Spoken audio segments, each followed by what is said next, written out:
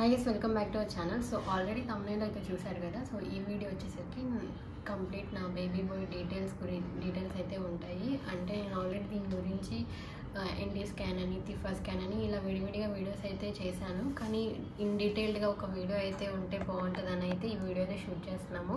So వీడియోని skip చేయకుండా last వరకు అయితే చూడండి. కొత్త వాళ్ళు ఎవరైనా చూస్తుంటే సబ్స్క్రైబ్ అయితే చేసుకోండి. ఇంకా వీడియోలోకి అయితే వెళ్ళిపోదాం. సో ఫస్ట్ నా సిమ్టమ్స్ అయితే చెప్తాను. నేను ఇట్లా రాసుకున్నానండి, మర్చిపోతానని అయితే. సో ఫస్ట్ ఏంటంటే నా ఎల్ఎంపీ వచ్చేసరికి మే 12th అనమాట. నేను జూన్ 12th అయితే చూసుకున్నాను. సో అప్పుడైతే పీరియడ్ స్కిప్ అయినట్టే కదా. సో ఫస్ట్ పీరియడ్ స్కిప్ అయింది, ఫస్ట్ సిమ్టమ్ అని అయితే అనుకోవచ్చు. నెక్స్ట్ ఏంటంటే నాకు పీరియడ్ అప్పుడు లైట్గా స్టమక్ పెయిన్ అయితే వచ్చింది కదా. సో అలా అయితే వచ్చింది, పొత్తి కడుపులో పెయిన్. సో అదనమాట. నెక్స్ట్ ఏంటంటే ఇంకా పాజిటివ్ అయితే వచ్చింది టెస్ట్ చేసుకుంటే. సో ఫస్ట్ పీరియడ్ స్కిప్ అయింది అనేది ఫస్ట్ సిమ్టమ్ లాగా అనుకోవచ్చు అనమాట. నెక్స్ట్ ఏంటంటే నాకు వామిటింగ్స్ అయితే అస్సలు లేవు. త్రూ అవుట్ ప్రెగ్నెన్సీ కూడా లేవు అనమాట. జస్ట్ వీక్లీ ట్వైస్ ఆర్ ఎప్పుడైనా 2 వీక్స్కి ఒకసారి, ఒక్కోసారి వీక్లో 2 times అలా అయితే ఉండేది. కానీ డైలీ ఎక్కువ వామిటింగ్స్ అయిపోవడం, నీరసంగా పడిపోవడం అలాంటివి అయితే లేదనమాట. సో అది నా సెకండ్ సిమ్టమ్ అనుకోవచ్చు. థర్డ్ ఏంటంటే హెడేక్స్ అనమాట. హెడేక్ అయితే అస్సలు లేదు నాకు. ఎప్పుడైనా ఒకసారి ర్యాండమ్గా ఉండేదిలే, కానీ అది విపరీతంగా హెడేక్ అని అయితే లేదనమాట. అది థర్డ్ సిమ్టమ్. ఇంకా ఫోర్త్ ఏంటంటే నాకు నోసియా ఉండేది. ఆ నోసియా అంటే తెలుసు కదా అందరికీ, వామిట్ వచ్చేలాగా ఉండేది ఆ సెన్సేషన్ అనమాట. ఎప్పుడు ఏదైనా వంట చేస్తున్నా కానీ, నా పనులు ఏదైనా చేసుకుంటున్నా కానీ ఊరికలా వామిటింగ్ వచ్చేలాగా ఉండేదన్నమాట. అదైతే కంప్లీట్ నాకు 4th month ఎండ్ అయ్యేదాకా కూడా ఉండేదన్నమాట. సో అది నా 4th సిమ్టమ్ అనుకోవచ్చు. నెక్స్ట్ ఏంటంటే నాకు స్టార్టింగ్ మంత్స్లో బాగా గుర్తుంది, నాకు నోరంతా చేదుగా ఉండేది. మనకి ఫీవర్ వచ్చినప్పుడు ఎలా చేదుగా ఉండేది అలా చేదుగా ఉండేదన్నమాట. సో అదైతే నాకు బాగా గుర్తుంది. ఒక 2-3 months అయితే అంతే ఉండేది అనమాట. సో అది నా 5th సిమ్టమ్ అనుకోవచ్చు. ఇంకోటి ఏంటంటే నాకు క్రేవింగ్స్ ఉండేవి, సాల్ట్వి, మసాలా ఐటమ్స్, లేకపోతే పుల్లటి ఉంటాయి కదా. నేనైతే ఫస్ట్ 3 months కర్డ్ రైస్ మీదే బతికాను అనమాట. ఫ్రూట్స్, కర్డ్ రైస్ అవే తిన్నాను. ఇలా పుల్లటివి అయితే తినబుద్ధి అయ్యేది. సో ఇది నా 6th సిమ్టమ్ అనుకోవచ్చు. నాకు ఇంకోటి ఏంటంటే నాకు మామూలుగా జనరల్గా స్వీట్స్ అంటే ఇష్టము, కానీ ఈ ప్రెగ్నెన్సీలో ఏంటంటే నాకు ఎక్కువ సాల్ట్ ఐటమ్స్, మసాలా ఐటమ్స్, పుల్లటివి ఇలాంటివి తినాలనిపించేది. అంటే ఇష్టమైన ఫుడ్ తినేదాన్ని కాదు, ఇష్టం లేని ఫుడ్ తినేదాన్ని. ఇంకోటి ఏంటంటే ఎగ్ కర్రీ ఉంటుంది కదా, బాయిల్డ్ ఎగ్ టమాటాస్ వేసి చేస్తారు. సో అదైతే అస్సలు నాకు ఇప్పటికీ తినాలనే ఉండదు.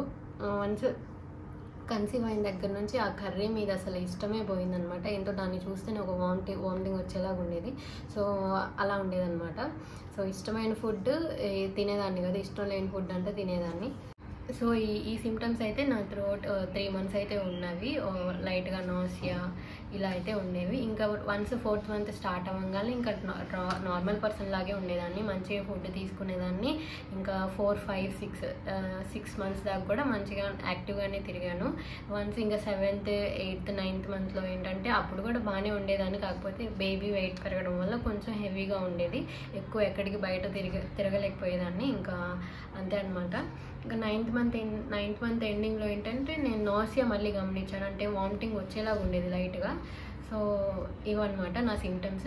సింపుల్ అంటే కొంతమంది ఏమంటారంటే సిమ్టమ్స్ ఎక్కువ లేదు, యాక్టివ్గా ఉన్నావు, నీకు ఆడపిల్ల పుట్టింది అలా కూడా అనిన వాళ్ళు ఉన్నారు. సో వాళ్ళు ఏంటంటే ఎక్కువ నీరసంగా పడిపోతా ఉంటే అబ్బాయి పుడతారు అనే నమ్మకంతో ఉంటారు కొంతమంది. సో నాకైతే నా విషయంలో అయితే ఇలా జరిగింది. నేను చాలా యాక్టివ్గానే ఉన్నాను ప్రెగ్నెన్సీ మొత్తంలో. సో ఇవన్నమాట నా సిమ్టమ్స్. నెక్స్ట్ ఏంటంటే కొన్ని మిత్స్ అయితే ఉంటాయి కదా, ఈ జెండర్ ప్రెడిక్ట్ చేస్తారు. బాయ్ అయితే ఇవి, గర్ల్ అయితే ఇవి, ఇలా క్రేవింగ్స్ ఉంటాయి, బేబీ బంప్, స్టమక్ మీద లైన్ అయితే ఉంటుంది కదా. సో అవి అయితే చూద్దాము.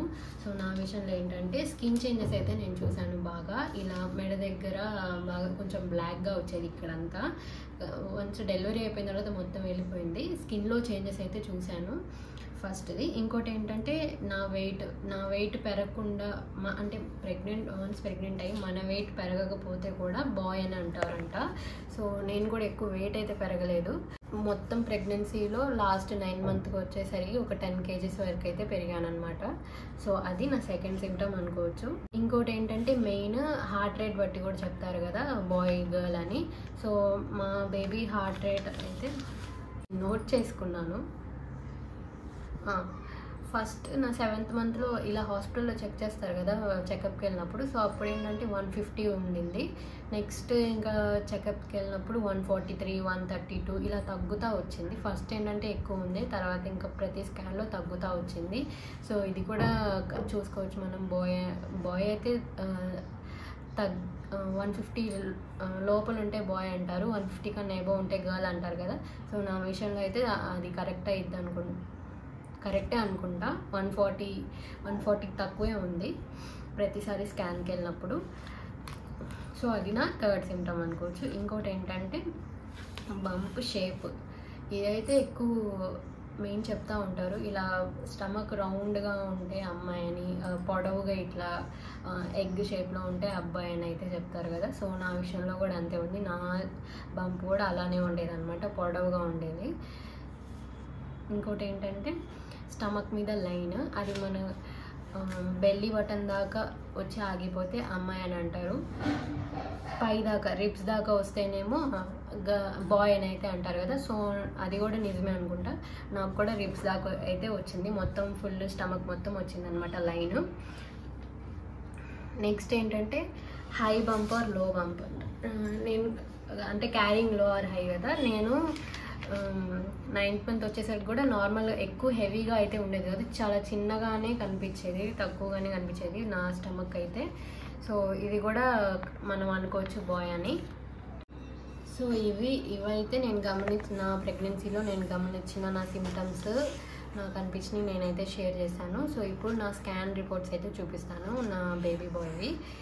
సో మేము చూపించుకునే హాస్పిటల్ అయితే సెయింట్ జోసెఫ్ అనమాట. ఇది గుంటూరులో ఉన్న వాళ్ళకైతే తెలుసు. నెక్స్ట్ ఏంటంటే ఇలా వీళ్ళు ఏంటంటే అన్నీ మనకి వెళ్ళంగానే ఫస్ట్ చెకప్ అయితే చేస్తారు, ఫుల్ బాడీ చెకప్ అయితే చేస్తారు. థైరాయిడ్, ఇలా ప్రోలాక్టిన్, వైరల్ టెస్ట్లు, ఇంకా బ్లడ్ ఎంత ఉంది అవి అయితే అన్నీ చూస్తారు.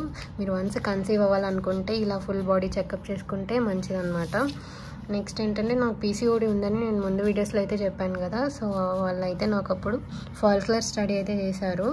ఇలా 13th డే అయితే రమ్మన్నారు అనమాట. అప్పుడు నా ఎగ్ వచ్చేసరికి 17 mm అయితే ఉంది. ఇలా మెచ్యూర్ ఎగ్ కావాలంటే మనకి కనీసం 18 mm ఉంటే సరిపోయిద్ది. సో నాకు అప్పుడు మళ్ళీ 15th డే అయితే రమ్మన్నారు. అప్పుడు 21 mm అయితే ఉంది. ఇంకా నెక్స్ట్ మంతే నేనైతే కన్సీవ్ అయ్యాను కదా. నెక్స్ట్ నా ఫస్ట్ స్కాన్ అయితే చూపిస్తాను. సో ఇది నా ఫస్ట్ స్కాన్ రిపోర్ట్ అనమాట. ఇది వచ్చేసరికి 8 weeksకి అయితే చేశారు నాకు. ఇలా సింగిల్ రెగ్యులర్ జెస్టేషనల్ శాక్ అయితే అలా అయితే ఇచ్చారు. Yolk sac, embryo seen, embryo cardiac pulsations ఇవన్నీ మంచిగానే ఉన్నాయన్నమాట. నా సిఆర్ఎల్ లెంత్ వచ్చేసి 1.8 ఉంది. ఈడీడీ అయితే అప్పుడే ఎస్టిమేట్ చేసి ఇచ్చారు. నెక్స్ట్ యూరినరీ అబ్నార్మాలిటీస్ అంట. సర్విక్ లెంత్ ఇక్కడ 4.1 ఉంది. మామూలుగా కొంతమందికి ఏంటంటే చిన్నగా ఉండేది, వాళ్ళకి ఏంటంటే స్టిచెస్ కూడా వేస్తారు కదా.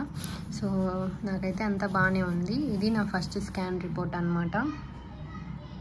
8 weeks 2 days అప్పటికి. నెక్స్ట్ వచ్చేసరికి 3rd monthలో ఎన్టీ స్కాన్ అయితే చేస్తారు కదా. సో అదైతే చూపిస్తాను. ఇది నా ఎన్టీ స్కాన్. సో ఇందులో కూడా సేమ్ అంతే ఇస్తారు. ఇందులో దానికి దీనికి డిఫరెంట్ ఏంటంటే మనకి ప్లాజెంటా పొజిషన్ తెలిసిద్ది, అండ్ ఇది నాసల్ బోన్ ఇవైతే పర్టికులర్గా చూస్తారనమాట. నా ప్లజెంటా వచ్చేసరికి యాంటీరియర్ లోవర్ మార్జిన్ అని అయితే ఉంది. ఇంకప్పుడు నాకు బెడ్ రెస్ట్ అయితే చెప్పారు. సో ఇవన్నీ నెక్స్ట్ ఈ నాసల్ బోన్ ఇవన్నీ బాగానే ఉన్నాయా అని అయితే చూశారు. ఎన్టీ స్కాన్ అయితే మెయిన్ ఈ పర్టికులర్ ఇవే చూస్తారు. నెక్స్ట్ సిఆర్ఎల్ లెంత్ వచ్చేసరికి 5.95 అయితే ఉంది. ఈడీడీ అయితే మారింది అప్పటికి డేటు. సో 90 స్కాన్ అయితే ఇది అంతా బాగానే ఉంది, కాకపోతే కొంచెం ప్లెజెంటా అనేది కిందకుందని అయితే ఇచ్చారు. నెక్స్ట్ నా తిఫా స్కాన్ అయితే చూపిస్తాను చూడండి. ఇక్కడ వచ్చేసరికి నా ప్లెజెంటా అనేది యాంటీరియర్ అప్పర్ సెగ్మెంట్కి అయితే వచ్చేసింది. సో సో కరెక్ట్గా అలా అవ్వడానికి లోవర్ మార్జిన్ నుండి అప్పర్ సెగ్మెంట్ అవ్వడానికి నాకు 1.5 month అయితే పట్టింది. ఈ టిఫా స్కాన్ అప్పుడల్లా అప్పటికి అంత కరెక్ట్ అయిపోయింది అనమాట. ఇంకా ఇదన్నమాట నా టిఫా స్కాన్ రిపోర్ట్. ఇంప్రెషన్ చూద్దాం. సో ఇంప్రెషన్ వచ్చేసరికి single life cephalic intrauterine foetus 20 weeks 4 days అని అయితే ఉంది. సో అన్నీ ఇలా నో అని అయితే ఉన్నాయి. అంటే మార్కర్స్ ట్రైనింగ్ ఏమన్నా అబ్నార్మాలిటీస్ ఉంటే ఇవన్నీ టెస్ట్ చేయాలా అని అయితే ఉందన్నమాట. ఏమో చెప్తాను.